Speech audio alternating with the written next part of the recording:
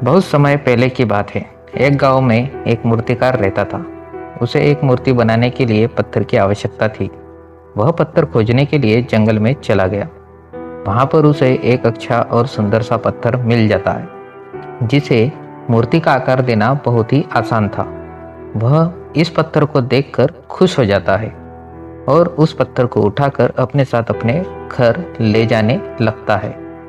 जब वह रास्ते में आ रहा होता है तो उसे एक पत्थर और मिल जाता है। मूर्तिकार उस पत्थर को भी अपने साथ ले जाता है। मूर्तिकार दोनों पत्थर को घर ले जाता है और अपने औजारों से पत्थर को मूर्ति का आकार देने लगता है। जैसे ही वह पत्थर पर चोट मारता है, पत्थर कहने लगता है कि मुझे छोड़ दो, इससे मुझे दर्द हो रहा है। तुम किसी और पत्थर की मूर्ति बना लो। अगर तुम मेरे ऊपर ज्यादा चोट मारोगे तो मैं टूट कर बिखर जाऊंगा। पत्थर की यह बात सुनकर मूर्तिकार को उस पर दया आ जाती है और वह उस पत्थर को छोड़ देता है और दूसरे पत्थर की मूर्ति बनाने लग जाता है। यह पत्थर कुछ नहीं बोला और कुछ ही समय में मूर्तिकार इस पत्थर को एक भगवान की मूर्ति में बदल देता है। भगवान की मूर्ति बनने के बाद गांव वाले इस मूर्ति को लेने के लिए आते हैं। जब गांव वाले उस मूर्ति को ले जाने लगते हैं तो वह सोचते हैं कि मूर्ति के पास नारियल तोड़ने के लिए एक पत्थर की आवश्यकता और पड़ेगी।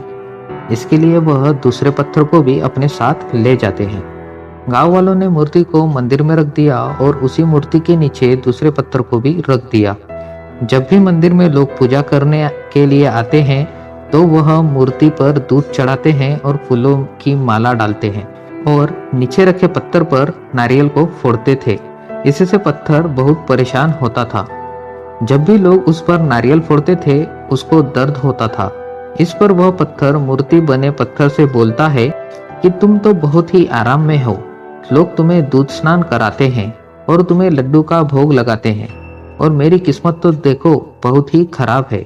इस बात पर मूर्ति वाले पत्थर ने जवाब दिया कि मूर्तिकार तो तुम्हें ही मूर्ति बनाना चाहता था, लेकिन तुमने दर्द की वजह से इनकार कर दिया। अगर तुम उस समय ऐसा नहीं करते तो शायद आज मैं तुम्हारी जगह पर होता और लोग मेरे ऊपर नारियल फोड़ रहे होते। लेकिन तुमने शुरुआत का दर्द सहन नहीं किया और तुमने आराम का रास्ता चुना, जिसकी वजह से अब तुम्हें दर्द सहन करना पड़ रहा है। यह बात उस पत्थर को समझ आ गई और वह आगे से कभी कुछ नहीं बोला। जब भी लोग उस पर नारियल को फोड़ते वह सब दुख हंसकर सहन करता था। जब लोग मूर्ति को लड्डू का भोग लगाते थे तो उस पत्थर पर भी लड्डू का भोग लगाते थे।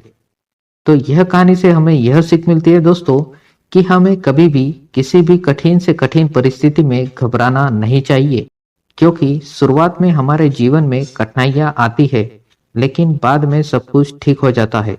जो व्यक्ति शुरुआत की कठिनाइयों का सामना करके आगे बढ़ जाता है उसका आने वाला जीवन पूरा सुखमय हो जाता है। तो मिलते हैं दोस्तों अगले कहानी में। तब तक के लिए मैं आपसे विदा लेना चाहूंगा और आपको ये कहानी कैसी लगी कमेंट सेक्शन में मुझे जरूर बताइएगा। तब तक के लिए बाय बाय।